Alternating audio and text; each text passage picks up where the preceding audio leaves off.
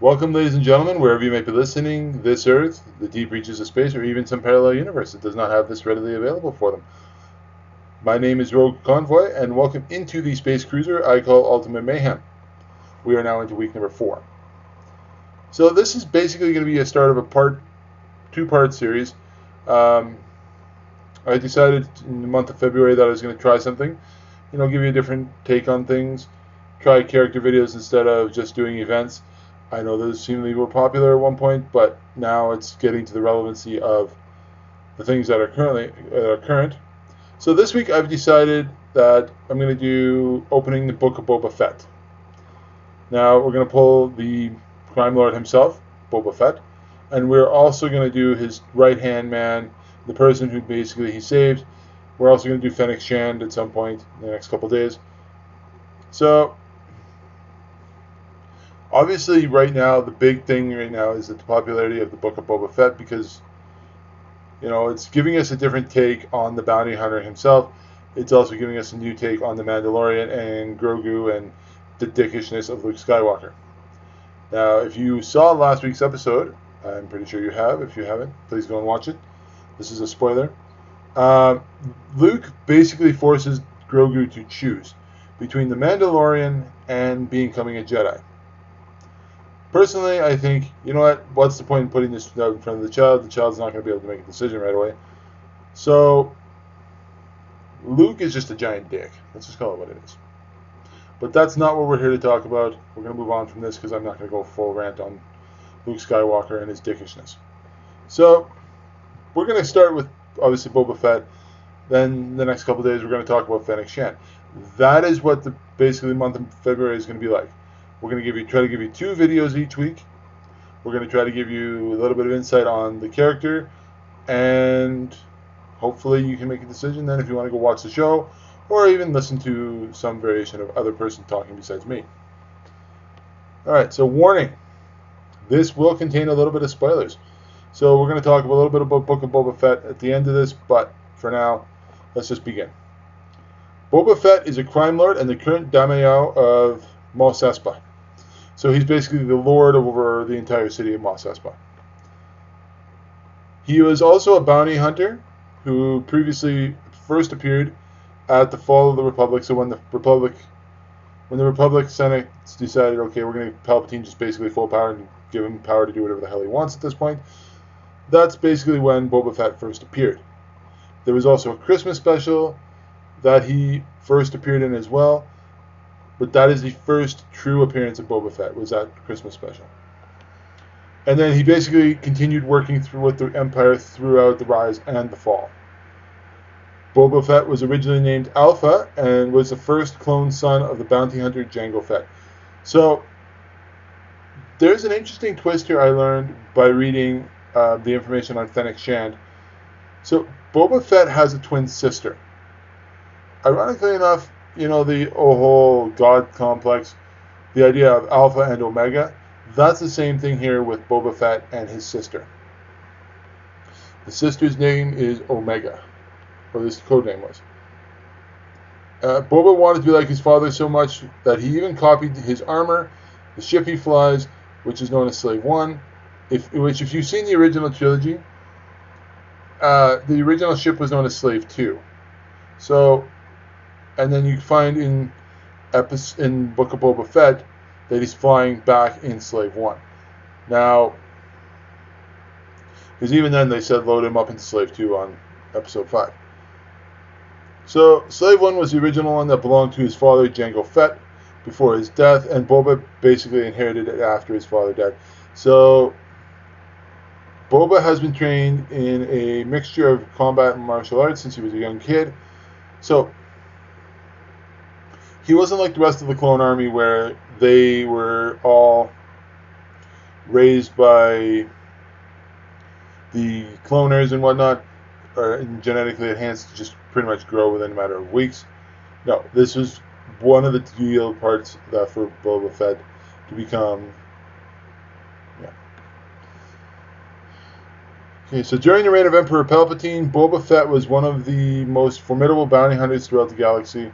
So basically, you couldn't go anywhere without knowing who he was, kind of thing, at that point.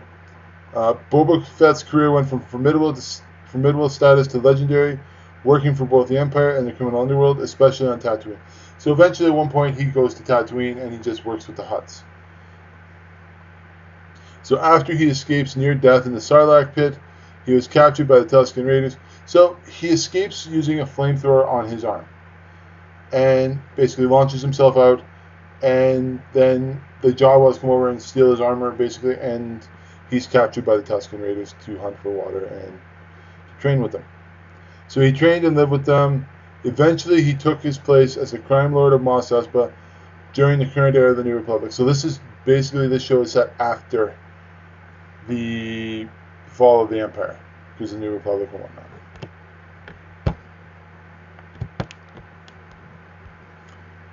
So we're going to go back and do a little bit of history here now. So Boba Fett was the first of many clones created from the DNA of a Mandalorian bounty hunter known as Jango Fett. This army was raised on Kamino, a planet on the Outer Rim system, as part of an agreement between Count Dooku, or as he's known by his Darth name, Darth Tyrannus, and Jango Fett. So, part of the agreement that Jango had with the Kaminian people, I don't know how you say it, is that he agreed to do all the cloning and whatnot, but he is allowed to have one child of his own that he could raise. So that's where Boba Fett came in. He was an unaltered clone of the father, and he's not even really his son. He's more of a clone than he is. But Jango likes to refer to him as his son. So Jango likes to, basically going into my next sentence here, Jango likes to refer to Boba as his son more so than a clone of himself like the others were. So that's the point where Jango is raising Boba. He's also raising Omega as well. That's the point. But it's more so we didn't know about Omega throughout the movies. This is more so a legendary story that I've kind of picked up upon. Sadly, though, Boba grew up without his father, as he was killed during the arena battle of Geonosis. So he was killed during the point that the clones are first introduced, and they're sent in as stormtroopers to help clear out the battles and whatnot. All the Jedi appeared as well at that point, and there was a big battle across this arena. And basically, he was killed by Mace Windu himself. And Boba never kind of forgave Mace Windu for that.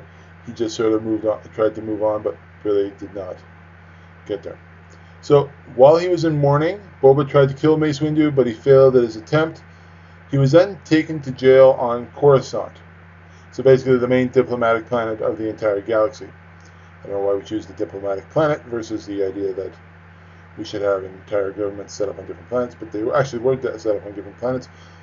But this was the main one. So after he basically got out of jail, he picked up where his father had left off, basically picked up the mantle of bounty hunter and tried to do his best to keep his father's legacy intact. After the Clone Wars had ended and the Galactic Civil War began, Boba Fett continued to work through the ranks, even taking jobs from Jabba the Hutt and Lord Vader himself.